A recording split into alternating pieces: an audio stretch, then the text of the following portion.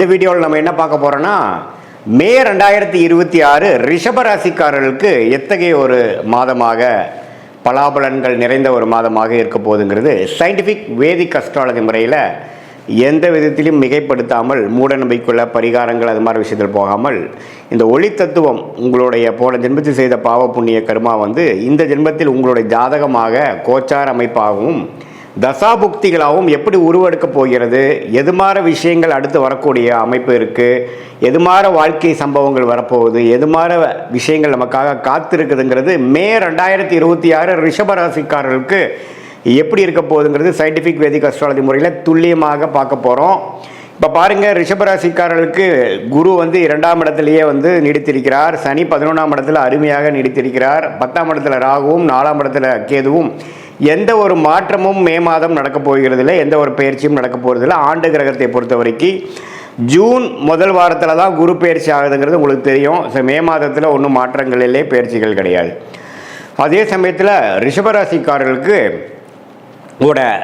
அதிபதி சுக்கிரன், அவர் எப்படி இருக்காருன்னு பார்த்தீங்கன்னா, சுக்கிரன் ராசிக்குள்ளேயே இருப்பது மிகவும் அருமை. மாதம் ஸ்டார்ட் ஆகும் பொழுது சுக்கிரன் ராசிக்குள்ளேயே இருக்கிறார். மாதத்தின் 3வது வாரம் 4வது வாரம் second half of the May month தான் பார்த்தீங்கன்னா 2ஆம் இடம் என்று சொல்லப்படுகிற மிதுனத்துக்கு மாறுகிறார். ஸோ ராசி அதிபதியோட சஞ்சாரம் அருமையாக இருப்பது ஒரு அருமையான விஷயம் ரிஷபராசிக்காரர்களுக்கு. அதே சமயத்தில் சூரியன் புதன் 12ஆம் இடத்தில் இருக்கிறார் முதல் 2 வாரம். அதுக்கப்புறம் செகண்ட் ஹாஃப் பார்த்தீங்கன்னா ராசிக்குள்ளேயே வருவதும் அருமை. ஸோ அதே மாதிரி செவ்வாய் 11ஆம் இடத்துலேருந்து 2வது வாரம் 3வது வாரத்துக்கு அப்புறம் செகண்ட் ஹாஃப் 11ஆம் இடத்துக்கு வருகிறார், 12ஆம் இடத்துக்கு வரார். இது எல்லாம் என்ன காட்டுது அப்படின்னா, நல்லாவே வேலை, தொழில், பணம் அது மாதிரி விஷயங்கள்லாம் கொஞ்சம் ஓரளவுக்கு பிரச்சனை இல்லாமல் இருக்குது. மனசில் கொஞ்சம் சந்தோஷம் இருக்குது. குடும்பத்தில் குதூகலம் இருக்குது. ஏன்னா சுக்கிரன் ராசிக்குள்ளே வரும்பொழுது பார்த்திங்கன்னா சுவாரஸ்யங்கள் இருக்கும். குரு வேறு 2ஆம் இடத்துலேருந்து நல்லாவே நல்ல அமைப்பில் இருக்கிறார். ஸோ கண்டிப்பாக உங்களுக்கு போன 6 மாதமாக இருந்ததோட மே மாதங்கள் சில விஷயங்கள், காதல் விஷயங்கள், குடும்பத்தில் மனைவியாக இருந்தால் கணவன், கணவனாக இருந்தால் மனைவி, எதிர்பாலத்தின் மேலே கொஞ்சம் அன்பு பாராட்டுற மாதிரி, கொஞ்சம் புரிதல் அதிகமாகிற மாதிரி, சில விஷயங்கள் நல்லது நடக்கிற மாதிரி ரிலேஷன்ஷிப் கெயின் கிடைக்கக்கூடிய அமைப்பு ரிஷபராசிக்காரர்களுக்கு உண்டு. சுக்கிரன் எந்த விதத்திலையும் பாதிக்கப்படாமல் ராசிக்குள்ளேயே ஆட்சி பலத்தோடு இருப்பது மிகவும் அருமை. அதே சமயத்தில் சூரியனும் புதனும், ராஜோகாதிபதியாகிய புதனும் மாதத்தின் செகண்ட் ஹாஃப் ராசிக்குள்ளே வருவது மிகவும் அருமை. ஸோ செகண்ட் ஹாஃப் பல விஷயங்கள் நம்மளால் காத்துட்டு இருக்கிற சில விஷயங்கள்லாம் டக்குன்னு நடந்துருச்சு சாமி அப்படிங்கிற மாதிரி கொடுக்கக்கூடிய ஒரு அற்புதமான ஒரு மாதமாக ரிஷபராசிக்காரர்களுக்கு மே 2026 வருகிறதுங்கிறது நாம் தெரிஞ்சுக்கணும். ஸோ இது ஒரு பொற்காலம்தான். ஏன்னா ராசி அதிபதி சனி பார்வை பெறாமல், ஆனால் என்ன இதில் 3ஆம் பார்வை சனி பார்வை பெறுகிறது. செவ்வாய் வேறு சனியோட சேர்ந்துருக்கு இதில். அதனால் என்ன ஆகும்னா, கொஞ்சம் செகண்ட் ஹாஃப் ஃபஸ்ட் ஹாஃப் ஒரு சுமாராகவும், செகண்ட் ஹாஃப் இன்னுமே நல்லா இருக்கிற மாதிரியும் இருக்கும். ஸோ ஃபஸ்ட் ஹாஃபில் பார்த்திங்கன்னா சில ரிலேஷன்ஷிப் விஷயங்கள், குடுக்கல் வாங்கல் விஷயங்கள், பங்குதாரர்கள் விஷயங்கள், குடும்பம் அமைதி, அதிலெல்லாம் கொஞ்சம் பிரச்சனைகள் தீரும். ஆனால் கோயிங் ஃபார்வர்ட் செகண்ட் வீக்லேருந்து 3rd வீக்லேருந்து பார்த்திங்கன்னா இன்னுமே கொஞ்சம் நல்ல பேச்சப் ஆகிறது, இன்னும் கொஞ்சம் பிரச்சனைகள் விலகிறதுங்கிற மாதிரி ஒரு நல்ல அமைப்புகள் இருக்குது. சில வாகனத்தை, பழைய வண்டியை கொடுத்து புது வண்டி வாங்குறது, கார்னு எடுத்துட்டிங்கன்னா ஒரு மேனுவல் வண்டி வச்சுருக்கீங்கன்னா அதை கொடுத்து ஆட்டோமேட்டிக் வாங்குறது, பழைய வீட்டில் சில விஷயங்கள்லாம் மாற்றுறது, பழைய சோஃபா கொடுத்து மாற்றுறது, ஒரு புதுசாக மாடர்னான சில ஃபெசிலிட்டி வாங்குறது, கம்ஃபோர்ட் பண்ணிக்கிறதுங்கிற மாதிரி சில லோன் எடுத்து வாங்கிக்கிறது, அது மாதிரி விஷயங்கள்லாம் ரிஷபராசிக்காரர்களுக்கு அற்புதமாக கொடுக்கக்கூடிய, வசதிப்படுத்திக்கக்கூடிய, சொகுசை இன்க்ரீஸ் பண்ணிக்கக்கூடிய, அதிகரிக்கக்கூடிய ஒரு அற்புதமான மாதமாக மே மாதம் 2026 ரிஷபராசிக்காரர்களுக்கு வருது. சில பேர்த்துக்கு பார்த்திங்கன்னா திருமணம் ஆகாதவங்களுக்கு டக்குன்னு திருமணம் நடக்கிறது, காதல் விஷயத்தில் ஒரு நல்ல டக்குன்னு ஒரு சில விஷயங்கள் கைகூடுறது. அதே சமயத்தில் தொழிலில் கொஞ்சம் அப்படி இப்படி போயிட்டுருக்கிறவங்களுக்கு டக்குன்னு ஒரு கான்ட்ராக்ட் கிடைக்கிறது, ஒரு நல்ல ஆர்டர் கிடைக்கிறது, அது மாதிரி விஷயங்களாக இருக்குது. இதில் ஒரே ஒரு விஷயம், மாதத்தின் முதல் 2 வீக்ஸ் பார்த்திங்கன்னா செவ்வாய்ங்கிற கிரகம் சனியோடு சேர்ந்துருக்கிறனால கொஞ்சம் பார்ட்னர்ஷிப்பு, மனைவியாக இருந்தால் கணவன், கணவனாக இருந்தால் மனைவிங்களை மட்டும் கொஞ்சம் கருத்து வேறுபாடுகள், பிரச்சனைகள் அப்புறம் விலகலாம். ஸோ ஃபஸ்ட்டு ஆஃப் கொஞ்சம் கேர்ஃபுல்லாக இருக்கணும். செகண்ட் ஆஃப் ஆஃப் மே மாதம் 2026 நல்ல ஒரு அமைப்பாக வருகிறதுங்கிறது நம்ம தெரிஞ்சுக்கணும்.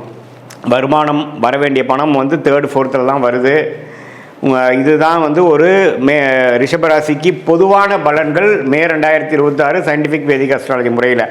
இது இன்னுமே துல்லியமாக நீங்கள் பார்க்கணும், என்ன மாதிரி தசாபுக்திகள் நடக்குது அப்படிங்கிறலாம் தெரிஞ்சு நீங்கள் பார்க்கணுன்னா உங்களுடைய பிறந்த தேதி, பிறந்த நேரம், பிறந்த உரை கொடுத்து உங்களுடைய ஜாதகத்தை திருக்கணித பஞ்சாங்கம் பிரகாரம் போட்டு நீங்கள் ரிஷபராசியில் ரோகிணி நட்சத்திரத்தில் பிறந்திருக்கீங்களா, கிருத்திகை நட்சத்திரத்தில் பிறந்திருக்கீங்களா, மிருகசீரிஷ நட்சத்திரத்தில் பிறந்திருக்கீங்களா, இப்போ உங்களுக்கு என்ன தசாபுக்தி போய் கொண்டிருக்கிறது, தசநாதன் புக்திநாதன் இப்போ நம்ம பேசின கோச்சாரத்தில் எப்படி இருக்கிறார், என்ன லக்னத்தில் பிறந்திருக்கீங்க, அந்த லக்னத்துக்கு யோகமான தசைகள் போயிட்டுருக்காங்கிறதெல்லாம் சேர்த்து வைத்து இப்போ நம்ம பேசின பொது பலனையும் சேர்த்து வைத்து பார்க்கும் பொழுது இன்னுமே துல்லியமான பலன்களை எடுக்கலாம்.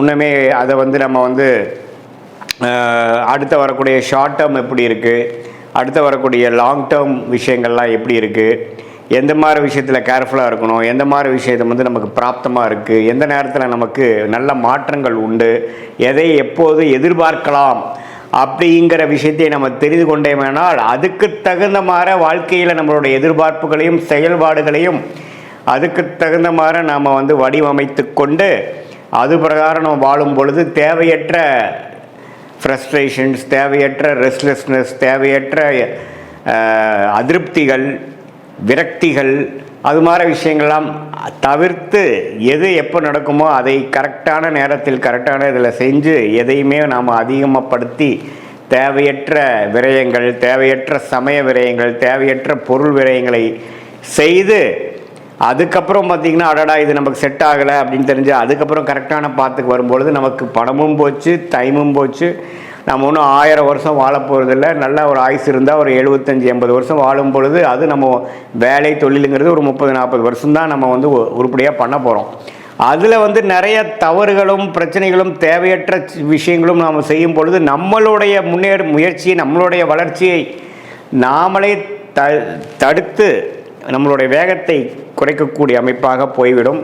அதற்காக நம்ம இந்திய வேத ஜோதிடம் ஆகிய சயின்டிஃபிக் வேதிக் அஸ்ட்ராலஜி முறையில் நம்ம வந்து உங்கள் பிறந்த தேதி, பிறந்த நேரம், பிறந்த உரை வைத்து உங்களுடைய திருக்கணித பஞ்சாங்கத்தில் ஒரு ஜாதகத்தை போட்டு பொது பலனையும் துல்லியமான பலனையும் சேர்த்து வைத்து பார்க்கும் பொழுது என்ன விஷயங்கள் எப்போ நடக்கும், எது டிலே ஆகும், எது வந்து நடக்கும், வேலையா, தொழிலா, அல்லது வெளிநாடா, உள்நாடா, அரசு உத்தியோகமா, ப்ரைவேட் செக்டாரா, எது நமக்கு செட் ஆகும், என்ன டொமைன் நமக்கு நல்லா இருக்குது, எந்த கிரகம் வலுவாக இருக்குது, எப்போ வந்து நமக்கு கல்யாணம் நடக்கும், எப்போ குழந்தை பெறும், எது மாதிரி விஷயத்தில் எப்போ பண்ணலாம், நமக்கு லேட் மேரேஜா, ஏர்லி மேரேஜா, காதல் திருமணமா, அரேஞ்ச் மேரேஜா, இது மாதிரி பிராப்தங்கள் நம்மளை காத்து கொண்டிருக்கிறதுங்கிறது துல்லியமாக எதையுமே மிகைப்படுத்தாமல் உள்ளது உள்ளவாறு நம்ம சயின்டிஃபிக் வேதிக் அஸ்ட்ராலஜி பார்க்கும் பொழுது வாழ்க்கையில் எதிர்நீச்சல் போடாமல் எளிதில் வெற்றி பெற முடியும் என்று சொல்ல விரும்புகிறேன். மீண்டும் மற்றொரு காணொலியில் சந்திப்போம்.